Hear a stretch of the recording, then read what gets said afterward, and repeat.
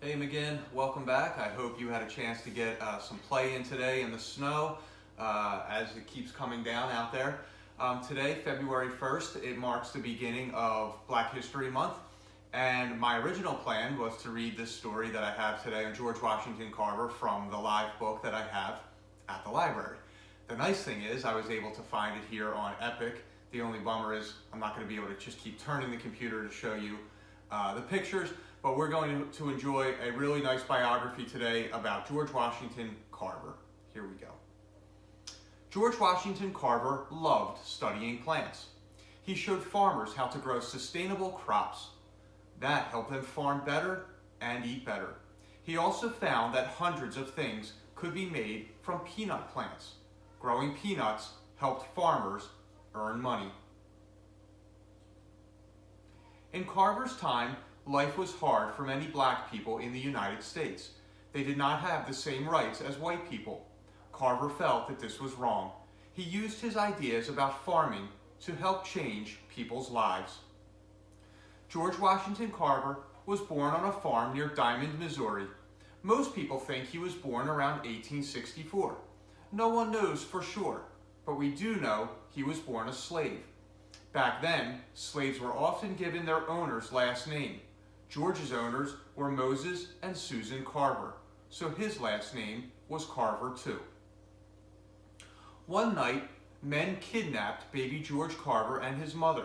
He was returned to the farm, but his mother was not. Soon after, slavery ended. Moses and Susan Carver decided to raise George. As a boy, he loved to explore the farm. He collected rocks. He grew a garden. He asked questions. Carver grew up in the Midwestern United States during the 1870s. Back then, many things were different from how they are today. Many people traveled on foot, in wagons pulled by horses, or by steamboat and train. Most free slaves had little or no money. They often traded for the things they needed. Children went to school in one-room schoolhouses, or even in old barns. Children spent time outdoors and played with toys that were made by hand. Few people shopped in stores for food. Instead, they raised farm animals. They also grew fruits and vegetables to feed their families. Carver loved to learn, but in his town, black children could not go to school. Carver learned to read at home. He had only one book. Carver wanted to learn more, so at around age 13, he left home. He lived with a black family in a nearby town. There, he went to a school for black children. Later, Carver wanted to go to college. Many black Americans still faced racism. One school would not let Carver in because he was black, but he didn't give up. He became the first black student at Iowa State College, and he studied agriculture, which is the science of farming.